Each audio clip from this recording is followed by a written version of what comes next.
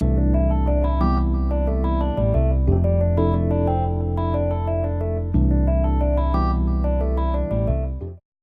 genesis of this message kind of got started, I would say, a couple of weeks back. And I think probably the best way to do it is to start with a clip. Before they run the clip, this is a clip of the New York State Assembly, and they're celebrating something. They're excited about something, and we're going to talk about what they excited about. Amen. So go ahead on and put that up there.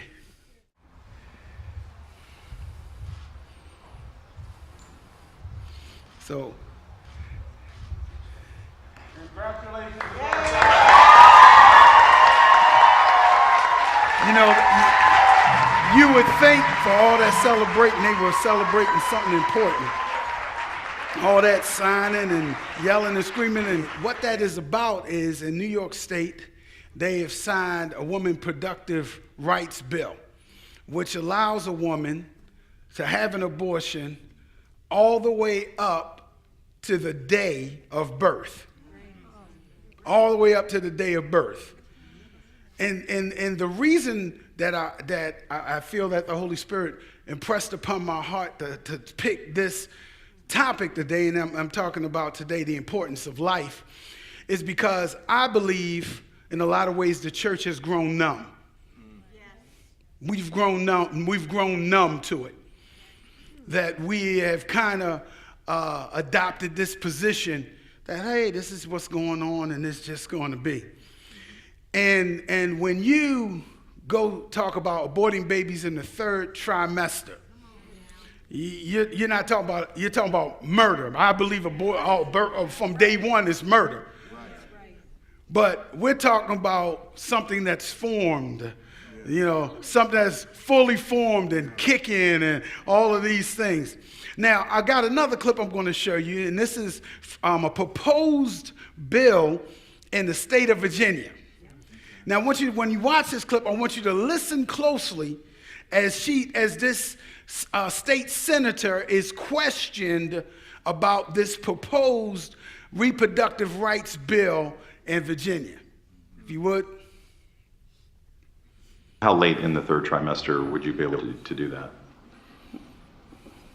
You know, it's very unfortunate that our physicians, witnesses were not able to attend today to speak specifically. No, I'm talking about your bill. How late in the third trimester could a physician perform an abortion if he indicated it would impair the mental health of the woman? Or physical health. Okay. Okay. I'm talking about the mental health. So, I mean, through the third trimester. The third trimester goes all the way up to 40 weeks. Okay, but to the end of the third trimester. Yep, I don't think we have a limit in the bill. So, now listen. We're pausing. Where it's obvious that a woman is about to give birth, she has physical signs that she is about to give a birth. Would that still be a point at which she could request an abortion if she was so certified? She's dilating. Mr. Chairman, that would be a decision that the doctor, the physician, and the woman would make. I understand that. I'm asking point. if your bill allows that. My bill would allow that, yes. The bill would allow a woman that is dilating in labor to kill that baby.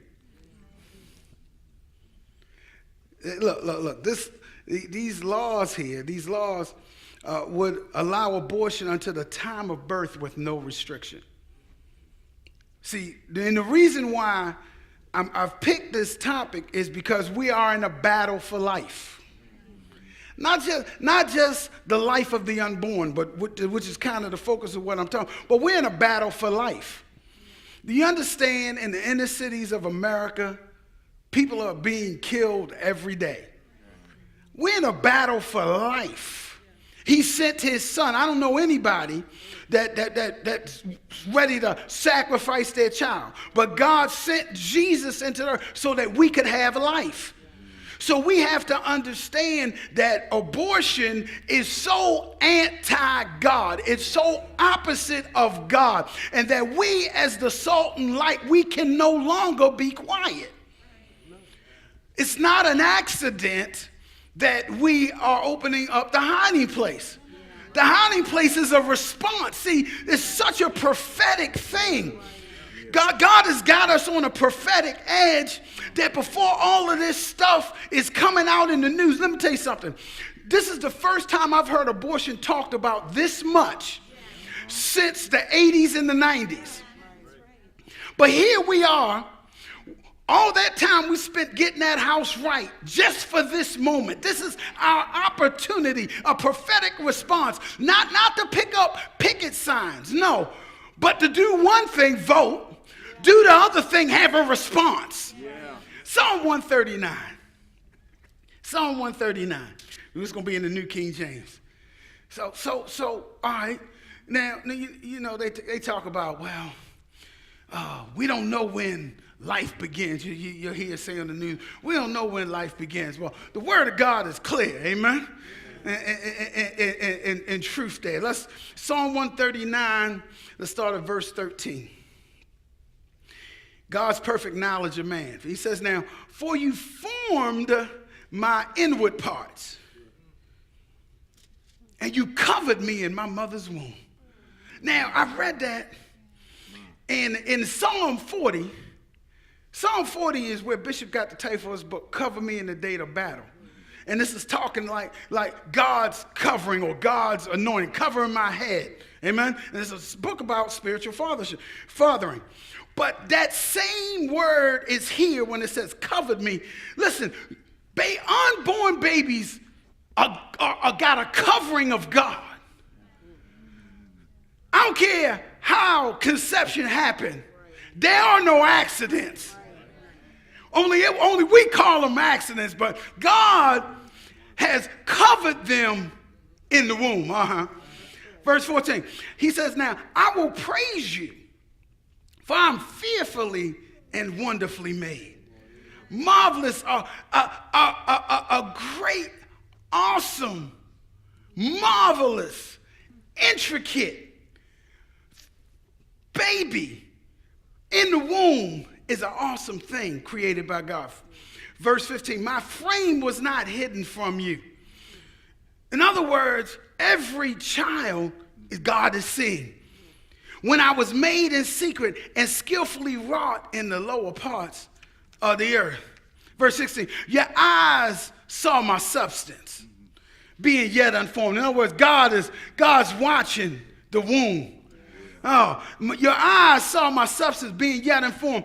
And in your book, they were all written, because he's the author and finisher of your faith. The book doesn't start at your birth. God is writing the page. The Bible says this, that we are his workmanship. The word workmanship is the Greek word that we use that's called poema, where the word where we get poem. See, in other words, you are a thought, you are a poem in the mind of God. Your parents came together. He sent you to a womb, but the book got started in his mind. Ronald Reagan said this, I've noticed that everyone who is for abortion has already been born.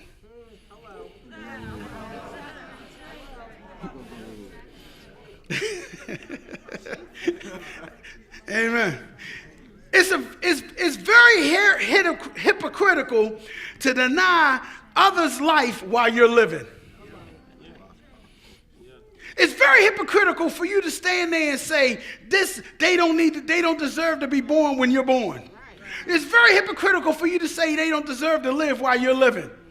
It's very hypocritical for you to put yourself in the place of God and then want to decide who has the right to live and who doesn't have the right to live.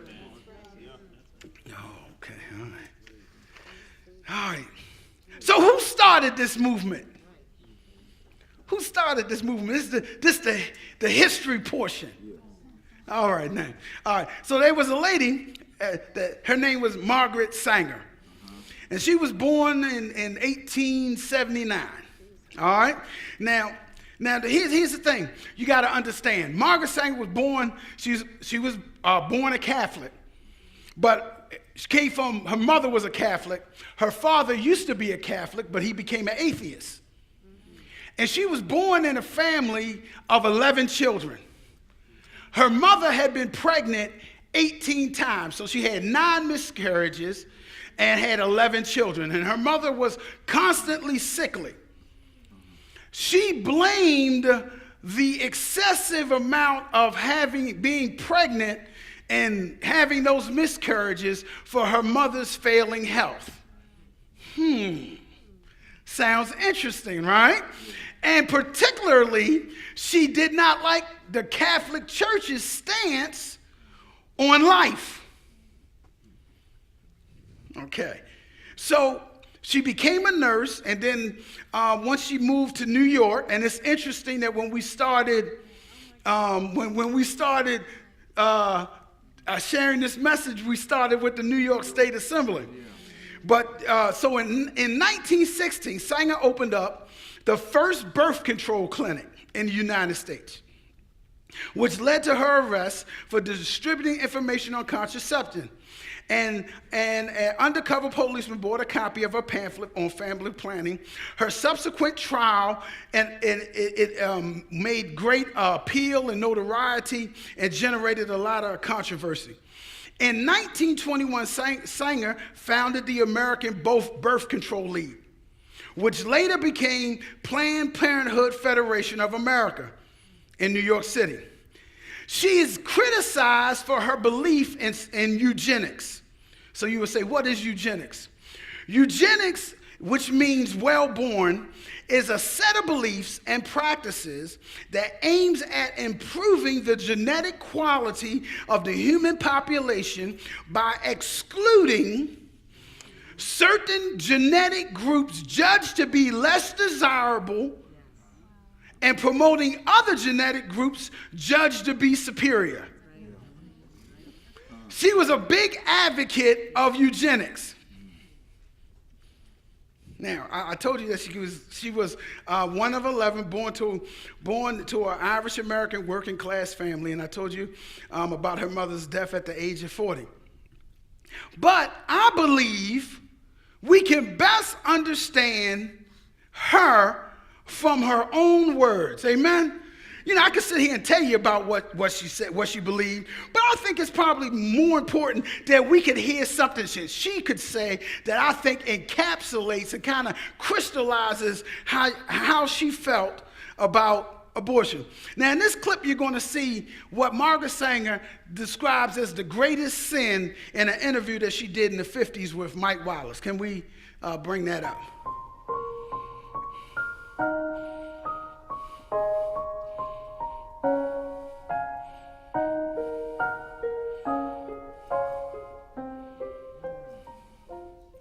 Do you believe in sin?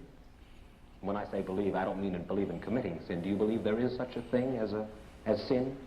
Well, I think the greatest sin in the world is bringing children into the world that have disease from their parents, that have no chance in the world to be a human being, practically.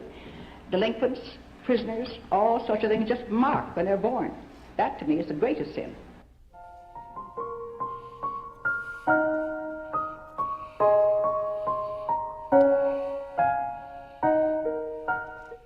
You hear that? She believes the greatest sin is bringing children into the world. She makes an assumption by your economic status or by your racial identity or ethnic origin or whatever. She makes a judgment that if you were born poor, you're always going to be poor, and therefore you should limit the amount of births.